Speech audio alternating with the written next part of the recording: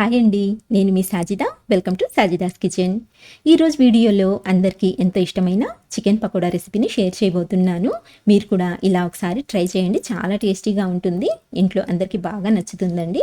So దీన్ని prepare చేయడానికి 1/2 kg చికెన్ని తీసుకొని ఇలా కొంచెం చిన్న సైజులో పీసెస్లా కట్ చేసుకొని నీట్గా కడిగి ఇలా బౌల్లోకి తీసుకోండి. ఇప్పుడైతే ఇందులోకి 3 టేబుల్ స్పూన్ల వరకు కార్న్ఫ్లోర్ని యాడ్ చేసుకోండి.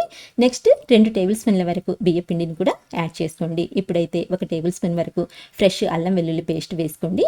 ఇందులోకి ఇలా బియ్య పిండి వేయడం వలన చికెన్ పకోడా అనేది కరకరలాడుతూ చాలా టేస్టీగా ఉంటుందండి. సో ఇప్పుడైతే 2 టీ స్పూన్ల వరకు కారం వేసుకోండి. నెక్స్ట్ ఒక 1/2 టీ స్పూన్ వరకు పసుపు, అలాగే 1 టేబుల్ స్పూన్ వరకు ధనియాల పొడిని కూడా యాడ్ చేసుకోండి. తర్వాత 1/2 టీ స్పూన్ వరకు మిరియాల పొడి, 1/2 టీ స్పూన్ వరకు గరం మసాలా, నెక్స్ట్ రుచికి సరిపడా సాల్ట్, నేనైతే 1 టీ స్పూన్ వరకు వేస్తున్నానండి. అలాగే 1 టీ స్పూన్ వరకు ఆయిల్, 1 టీ స్పూన్ వరకు నిమ్మరసాన్ని యాడ్ చేసుకొని ఇప్పుడు చికెన్కి బాగా పట్టేలా ఇవన్నీ చక్కగా కలుపుకోవాలి. ఇలా కొంచెం టైట్గా ఉన్నట్టు అనిపించినట్లయితే కొద్దిగా వాటర్ని యాడ్ చేసుకోండి. మరీ గట్టిగా ఉన్నా సరే మనకు చికెన్ పకోడా అనేది గట్టిగా ఉంటుందండి, అంత టేస్టీగా ఉండదు.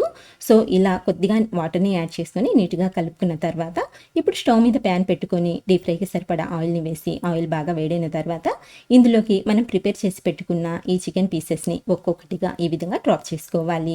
ఎన్ని పడతాయో అన్నింటిని వేసుకోండి. అలాగే మనము చికెన్ని యాడ్ చేసే ముందు ఆయిల్ అయితే బాగా హీట్గా ఉండాలండి, అప్పుడే ఈ కోటింగ్ అనేది చక్కగా ఉంటుందన్నమాట. ఇలా మనము చికెన్ పకోడాని యాడ్ చేసుకున్న తర్వాత గ్యాస్ని అయితే లో టు మీడియం ఫ్లేమ్లోకి అడ్జస్ట్ చేసుకోండి. లో టు మీడియం ఫ్లేమ్ మీద ఒకవైపు మంచి గోల్డెన్ షేడ్ వచ్చేంత వరకు ఫ్రై చేసుకున్న తర్వాత మనము ఇంకొక వైపుకి టర్న్ చేసి అలాగే అన్ని వైపుల నుంచి మంచి గోల్డెన్ కలర్ వచ్చేంత వరకు అటు ఇటు తిప్పుతూ ఫ్రై చేసుకోవాలి. అంతేనండి, ఎంతో ఈజీగా మనము ఈ రెసిపీని అయితే ప్రిపేర్ చేసుకోవచ్చు. టేస్ట్ అయితే సూపర్గా ఉంటుంది.